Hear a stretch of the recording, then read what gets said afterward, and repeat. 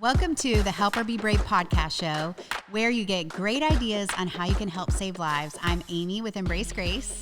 And I'm Jessica Russo with Embrace Grace.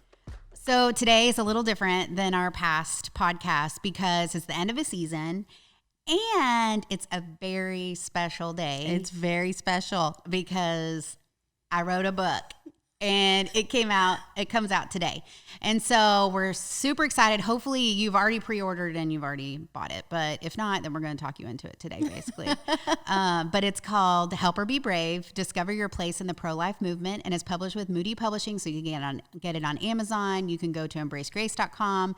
You can go to helpherbebrave.com. There's lots of different ways you can get it. Grab it for your friends.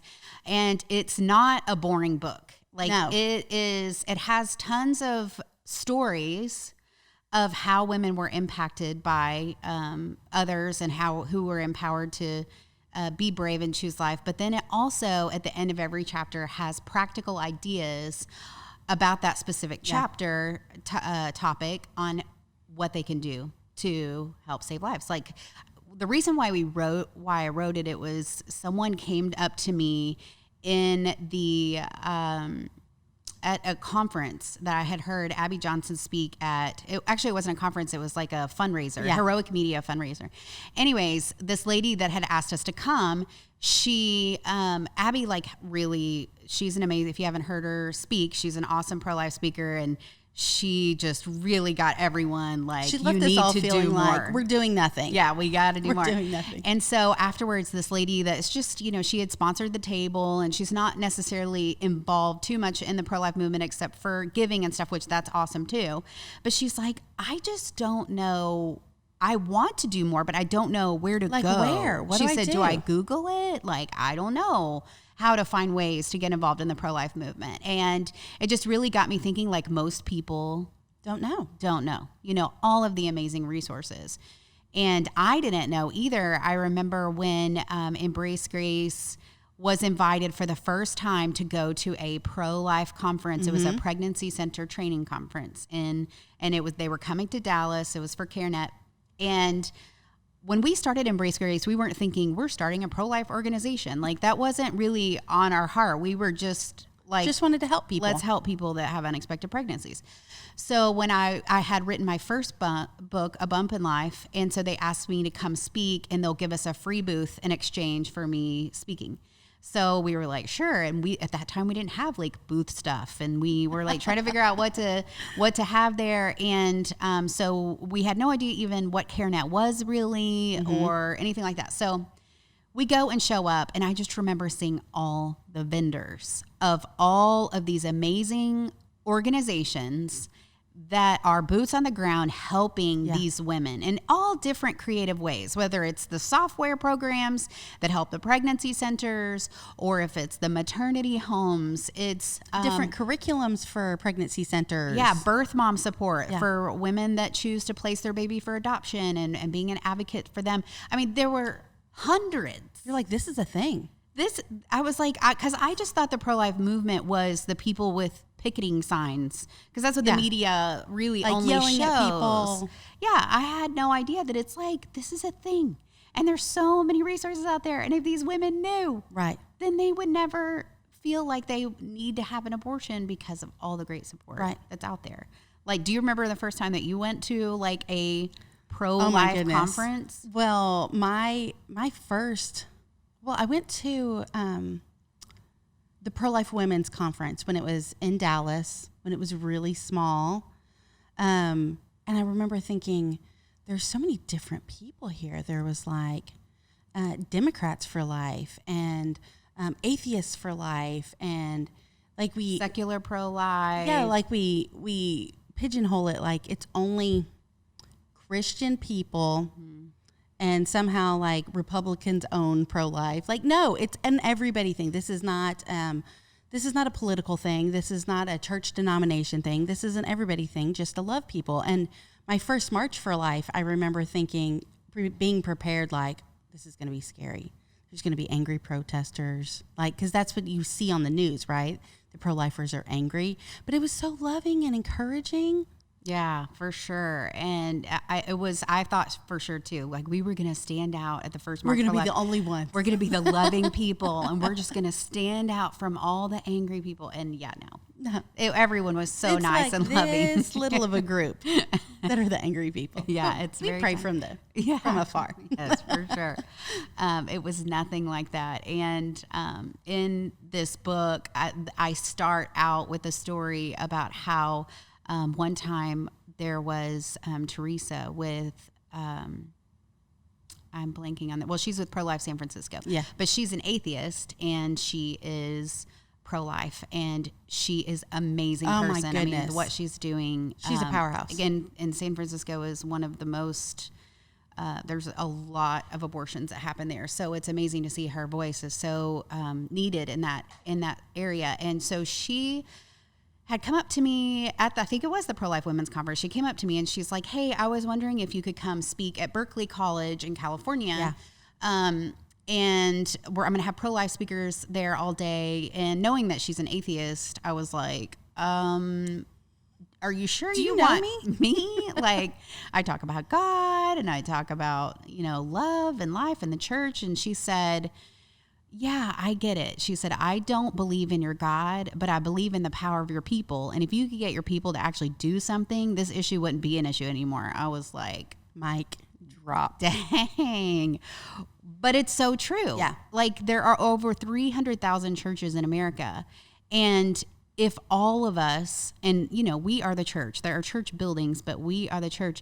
If all of us were doing something, whether it was giving of our time, our finances, our trade, or our craft of what our life work or our hobby, whatever that passion and gift and strength that God put inside of us, if we were doing that to help women be brave, like she's right, this issue wouldn't be an issue anymore. Yeah. Because we can't just focus on just overturning Roe v. Wade, which is very important. It is important to vote for life and all of that. Mm-hmm. But what would the world look like if women didn't have access to an abortion?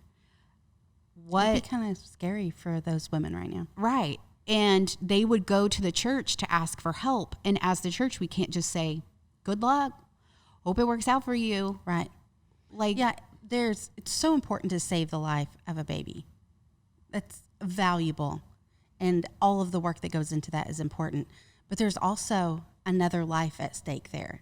Her life, her future, her heart, her hopes, her dreams. So if we can save her, we'll automatically save the baby. Yeah, the baby will be just fine if we can help her.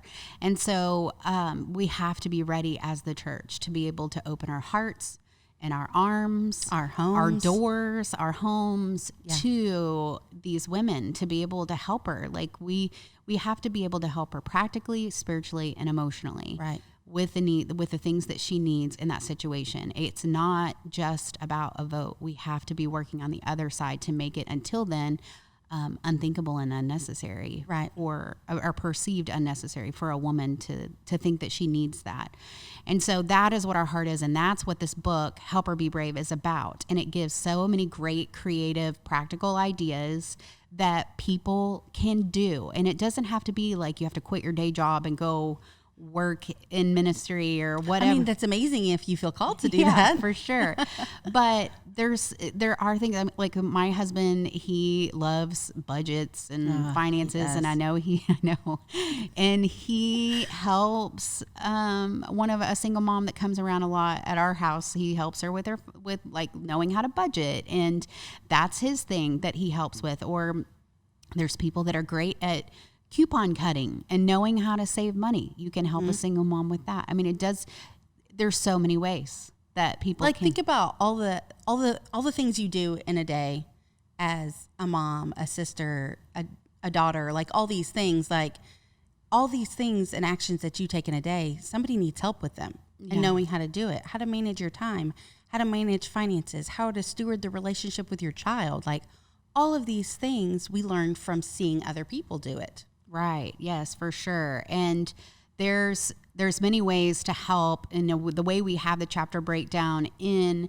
Help Her Be Brave is the first chapter is about seeing her. So how do we even find these girls? Right. And there's so many stories of how we have found. Literally, there's not even enough time in the world. Yeah, and they're everywhere. But and I really didn't notice it before until I really started working a lot with Embrace Grace. But now I feel like I have radar for it. Like I'm always looking to see a belly, and then you look to see if she's got a wedding ring on, and then kind of feeling her out with questions. And I've figured out the way how to do it. And not be weird. Yeah. I mean, I'm always a little bit weird, but you can say a lot of things with a huge smile on your face. So that works too. But how to find her, but I mean, obviously just as we're out and about, but even going specific places like abortion clinics and prayerfully and peacefully standing outside and offering support for the women going in and out. There's many ways to help find her. And then once you find her, being able to offer her resources and knowing like what is around in your community. Yes. To get her plugged into. And hopefully this podcast show helps you with that as well, of like all of the ideas that are out there of whatever it is. Cause we've said this several times throughout this podcast season of like, it's not cookie cutter the way they need help. It's everybody's different. And like, for real, I'm not just saying that it's an amazing book because like you're technically my boss and you're sitting you better say it is. But it is a great playbook just for people in general. Like maybe you're voting for life, but you don't know necessarily like why you're voting for life. Like what beyond the political realm can you be involved in that? Or maybe you write a check once a year to a pregnancy center to donate to them. Well, what can you do beyond that? Like those donation dollars are valuable and your vote's valuable, but there's so much more to the pro-life movement than just those two things. And so this is a really great way of getting ideas on how you can get involved with other organizations that are doing amazing things. And then also like what gifts and talents do you have that you could be the answer to helping her be brave, like all on your own, out of your own home, your own church, all these things. So yeah, and I love it. I remember one time there was a woman that came to our gala, Embrace Grace gala, and someone had invited her, and so afterwards she didn't give. She emailed me afterwards and was like, "I just need to know a little bit more." She said, "I want to know what you're doing to prevent the pregnancies."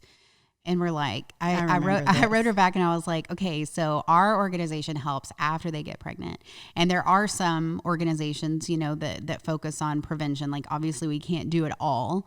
But I challenged her to think about, because that obviously was her passion. That is something that was really important to her. And I've told so many people this, but to just follow that, your heart, like, what is it that makes you want to pound your fist on the table and say someone has to do something about this? Or maybe it's tied to your own story. Maybe you've had an abortion in your past, and so you're really passionate about helping people heal, or you're really passionate about walking alongside pregnant women and being that support that you wish that you had had years ago in your life.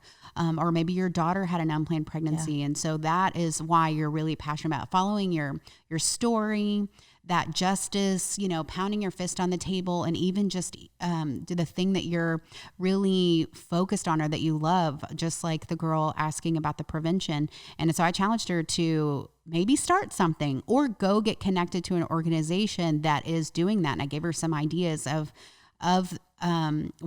great ones that are out there working on that. And she's like, you know, I think I might do that.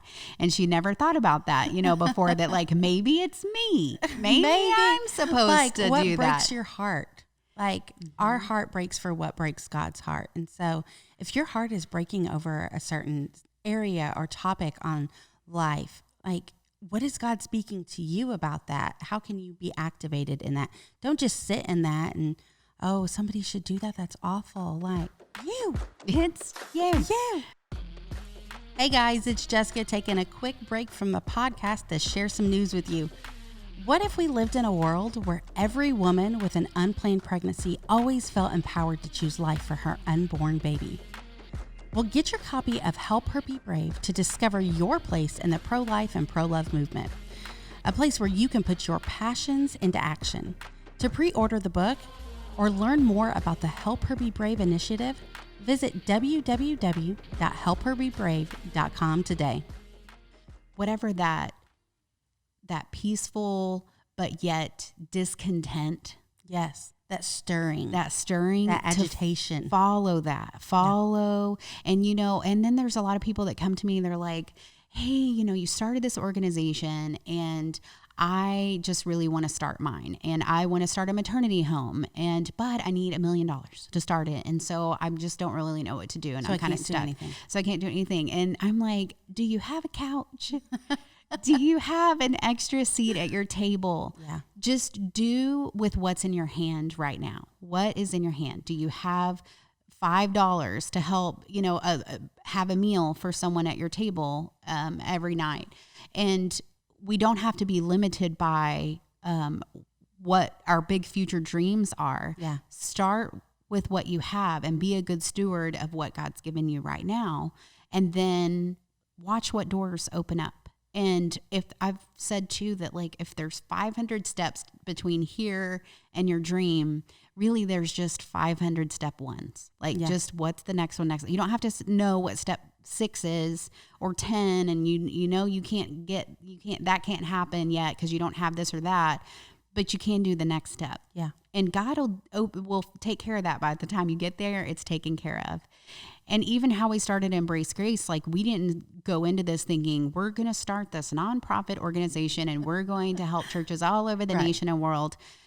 It wasn't like that at all. It was, let's start a small group at our own local church for girls with unplanned pregnancies. And then God is who started opening doors and stirring other people's hearts to call and reach out and ask us for information on how to start their own group. And it just started growing organically without us even knowing. Because it was happening. So we were so focused on the girl that it took a while for we're like, oh, like God wants us to help people.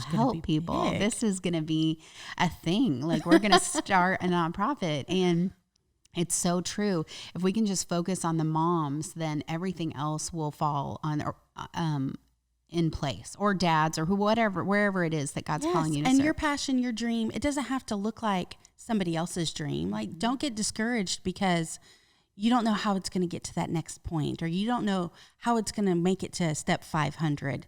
Just do what you can do today with what you have, with that passion and that stirring. That's what's going to start changing lives. Yeah, for sure. And if you're like, I don't know what I'm good at, and I have no idea that I have any strengths, which yes, you have many strengths. And if you really are like, I don't know, I mean, there are great little quiz things out there. There's Strengths Finder 2.0 that you can take that's done by the Gallup poll that kind of helps guide you with like this is the superpowers that God gave you with how he made you. Even all of our staff, we have our strengths, top 5 strengths like on our doors so that we know on our cubicle doors. So we know, what we love all the superpower. things that tell us how amazing we are. Yes, for sure. Or there's Enneagrams that help. I mean, there are things that kind of help you like solidify who you are, but then just thinking about the talents that you have and putting those together and watching what doors open up. And if you're still like, I don't know, just serve somewhere. Serve at try it out. Go try it out. Serve at a pregnancy center. And then God will start revealing more and more what you like. Maybe there's one thing that you did there that was so fun and that was your favorite thing, and then God will start showing you more and more like different creative ways how to do it, whether you continue to serve there, you go off and do your own thing, whatever it might look like. But just start somewhere. Don't just get stuck and say, I don't know what to do, or I don't have time, or whatever. There are things even you can do with your kids and with your families. Yeah. We have Share the Love events at home right now because we're still going through a pandemic. And so Share the Love events are love box packing events. And these love boxes we give to girls with unplanned pregnancies right when they find out. And so you and your family, we can send you a case of 20 boxes and you and your family can assemble them. You can write the letters that go inside, and then you can gift them to the local pregnancy center. So even if you're like, I can't because I'm raising kids right now, there's things you can even do with your kids and with your family together. And it's a good time to talk to them about stuff like this. Yes, too. my kids love to assemble love boxes. Yeah, I know they do. Your kids are up at the office all the time. They're professional volunteers. Yes, they are. She's raising them up right, those boys. So there's so many ways. And this book just highlights all of the different categories of ways, and really not all, because there's so many more. It's endless. It's unlimited, the amount of ways, the creative ways that you could get involved. But at least hopefully there's some organizations that are highlighted. There are some ideas that are included in this that maybe something, it'll either stir another idea that pops in your head, or maybe it is doing one of the things in here. And getting connected with them. Yeah. And so we also talk about how to partner with pregnancy centers, and how you can get connected there. There's so many ways to serve in pregnancy centers. We talk about the church and how the church all the creative ways that the church can get involved in the pro-life movement. And a lot of pastors kind of get weird because they're like, is this a political thing? It's just loving people. It's just loving people. So there's so many ways that your church can get involved. Also being an advocate. Maybe you're like a social media justice warrior and you're really great and you have a lot of influence and a lot of followers. We have ideas and ways that you can use your voice and your platform to help save lives. And because that's an awesome strength as well. Like if you're really great and great about building a following, how you can actually use your voice to save lives. That is amazing to me. And that obviously is your passion as well. So it's using your passion and your voice all together. We have also a chapter about inner healing, like helping her heal. Maybe you're really great at nurturing, or you're a counselor, or that you just like to mentor someone. There are ways that you can help her heal, because emotionally healthy moms parent emotionally healthy babies. So if you can help her heal, it'll affect her whole life, her kids. And an unplanned pregnancy isn't the issue. Yeah. There's a root. What's the root? What's the root? There's always something deeper. Like, has she experienced some kind of trauma, abuse, abandonment? Like, she is looking for something to fill a void in her life, acceptance. So if we can heal her heart, then she can parent out of a place of healthiness and pass that on to her kids. Right, for sure. And then so another chapter about just helping women that choose adoption, and what does that look like? What is the birth mom support? They're called birth moms, usually moms that place their baby for adoption and have control over who they get to choose to parent their child. And we just feel like women that sacrifice their body for 9 months to save their baby's life is one of the most amazing, heroic, bravest of brave decisions that you can do. And so how to help support her through that, and what kind of organizations to connect her to. Yeah, because the day she places isn't the end of her adoption story. Yeah. It's the beginning of her adoption story. She has a lifetime of healing and encouragement that we have an opportunity to come alongside her in. Yes, and tell her how amazing she is. The fact that decision is just so, it's the most hardest decision she would ever make probably in her whole life, but it's so brave. Yeah, and so many amazing. birth moms have said that was the most amazing day, but the hardest day. Yeah, for sure. The day they place. And when you walk alongside a birth mom, like that season of actually placing, your life will be forever changed. I have with several, and they still are so dear to my heart. I think about them all the time, like that sacrificial love. Yeah. It's like nothing else. It's amazing. Totally. And then also, Free Her is one of our chapters, because it's about abortion healing and how to help women that may have experienced an abortion get the healing and the support that they need, and find some kind of healing program that is a good fit for them, and how to walk alongside her as she heals. And then to we always say free people. Yeah. So if we can help get her freedom, then she's the multiplication effect. It just goes on. And the more we talk about this, it not only helps those who have also experienced abortion, but those that may be encountering that decision one day. Like when we bring things to the light, it helps inform, educate.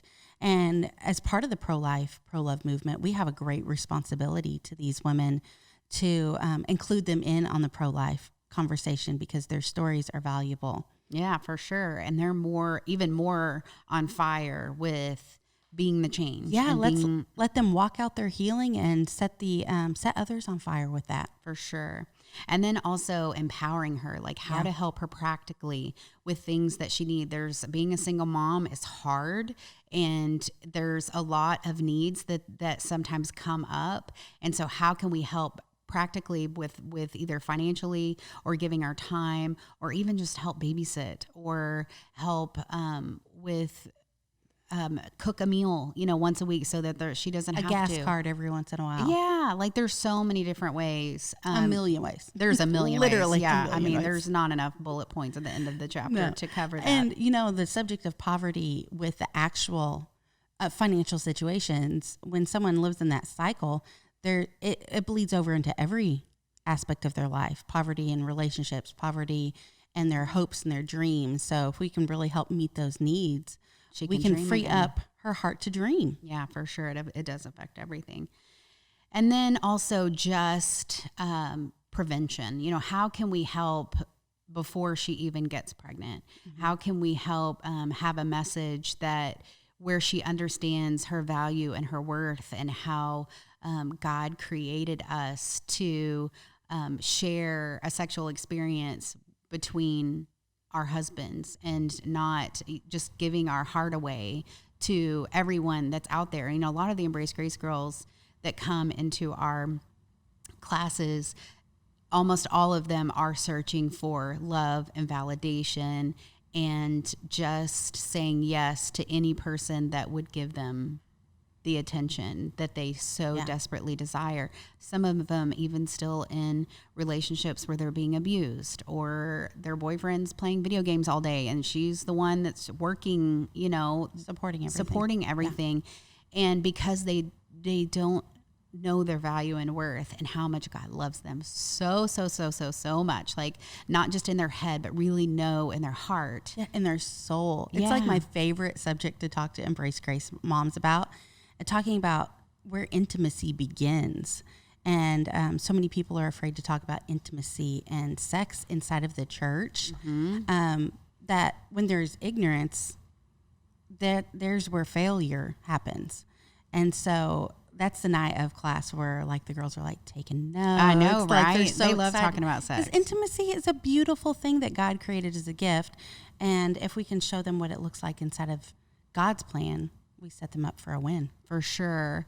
And so I also think that if they really know their value, like it affects their whole, every decision that they make. Literally everything. Yeah. Cause like if you are created by a heavenly Father, and that you were thought of before you were ever even born, it affects who you're dating. Cause it's like, this guy is abusing me. Like I am valuable. I don't feel loved when I'm with him. Yeah. And or maybe it's the job that they're working at. Yeah. Like if they know their value and worth, why am I just settling here when I could be taking steps toward my big dream that I've never thought I was worthy enough of achieving? It's just, it affects everything in their life. Friendships, family dynamics, even them as a mom feeling worthy to be a mom. Right. Like, I can do this. Because if she can't love herself and feel like she has value, how is she going to instill that into her child or communicate that? Right.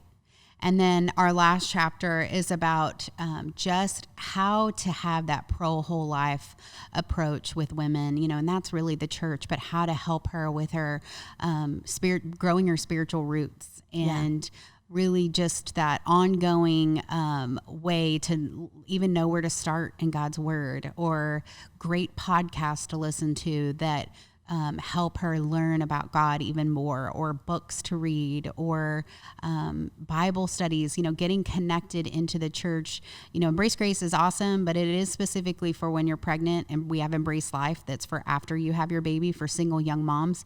But our hopes are that by then they are now going to church on the weekends. They're finding their people. They're raising their kids in the church. They're part of that family. They're a part of a family that we hope forever will will be there, but helping her even find other groups after she finishes Embrace Life, like single mom support groups, or leading a group, young married if she gets married, or leading her own group, or maybe it's like even a book club or something that's with single moms, just helping that connection stay, that she stays connected to community, but then also is continuing in her walk with the Lord and growing in her walk with the Lord. And that helps her for her whole life. We all know it helps all of us. So the book just really covers so many different ways. And I think we've counted over 300 ideas are in this book.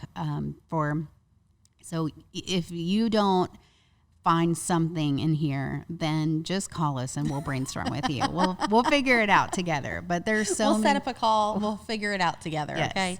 We'll help you help her. But even as I was reading the pre-copy, I was like, oh my goodness, looking through all the resources, I just kept thinking, there's no way somebody's going to read this and not find something that they can get involved with. There's no way. Yeah, there's tons. So definitely grab your copy. Again, Amazon, helperbebrave.com, embracegrace.com. The book is called Help Her Be Brave, Discover Your Place in the Pro-Life Movement.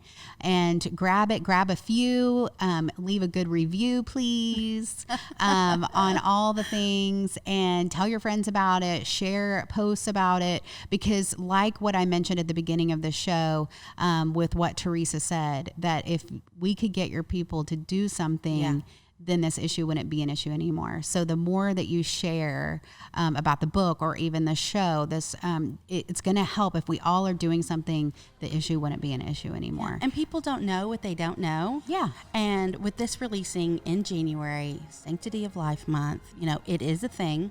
Yeah. It is a thing.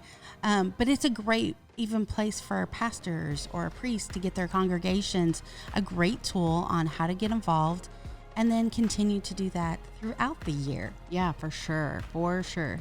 So we hope that you grab the book, you read it, you tell us how much you love it, you leave a good review, and then you just join us, partner with us. Let's do this. Let's help women be brave and choose life. Thank you so much for watching today. Share this with your friends. We can't wait till season 2 with you. You're going to love it. We have great new shows and great new guests, and keep spreading the message of how we can help her be brave. Thank you so much for watching.